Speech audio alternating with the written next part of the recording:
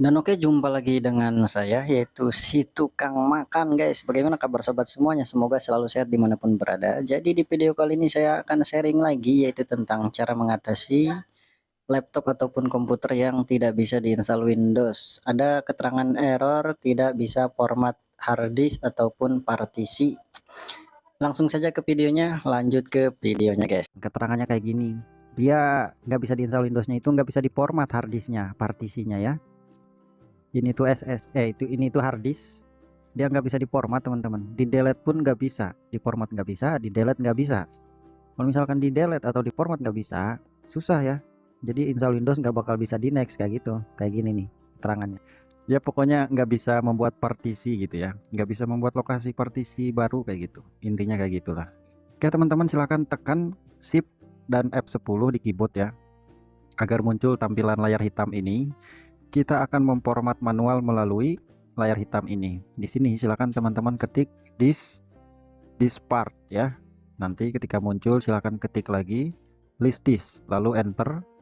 Nah, kita fokus ke ukuran ya. Karena di sini SSD-nya ukurannya 120 GB, kita pilih, teman-teman jangan salah pilih ya. Jangan salah pilih ya. Fokus ke ukurannya 120 GB.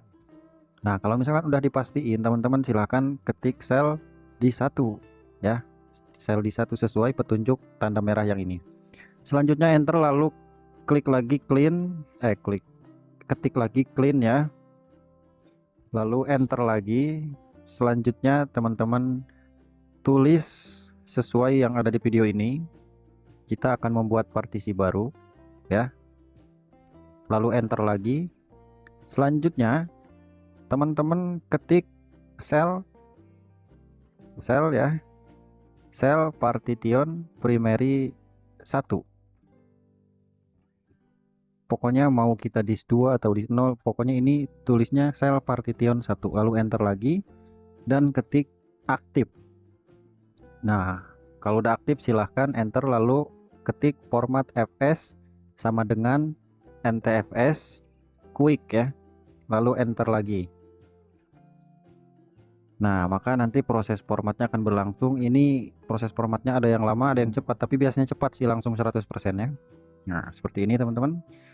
Nah, cepat ya. Selanjutnya apa? Selanjutnya kita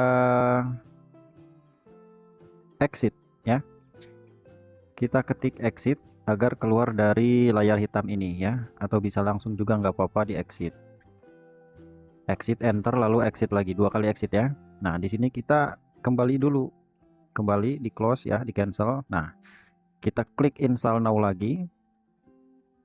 Kita klik install now lagi ya, dan coba kita install. Apakah harddisknya udah terformat gitu ya. Oke, silahkan di sini seperti biasa ya, seperti biasa install di checklist, lalu kita next, pilih yang custom. Nah, tunggu sebentar ya. Nah, ini sudah terformat teman-teman, cuma errornya beda lagi. Sekarang errornya MBR GPT. Ini kenapa mas? Beda format saja. Biasanya langsung next aja udah bisa diinstal ya. Tapi teman-teman kalau misalkan ada error seperti ini ya, teman-teman harus masuk CMD lagi yang kayak tadi ya. Ini error MBR GPT. Kalau misalkan teman-teman nggak ada ini ya tinggal next aja ya, tinggal next, tinggal install kayak gitu. Nah, kalau misalkan masih error, masih kayak gini MBR GPT gitu ya, formatnya beda, teman-teman tekan Shift dan F10 lagi. Kita format lagi ya, ketik di sini di spot lagi kayak tadi sama, lalu kita ketik list this. Nah, enter ya. Jelas nih. Nah, lalu sama kayak tadi sel di 1 ya, fokus ke ukurannya, enter lagi, lalu kita ketik clean, lalu enter lagi. Di sini teman-teman tulis convert GPT ya, convert GPT, lalu enter. Agar apa? Agar format harddisknya bisa diinstal. Kalau misalkan convert GPT masih error seperti ini ya, teman-teman ulangi lagi, tapi convert GPT-nya rubah menjadi convert MBR. Seperti itu teman-teman ya. Oke, kalau udah silahkan di exit saja ya, di exit lagi karena kita sudah mengkonvert ke GPT.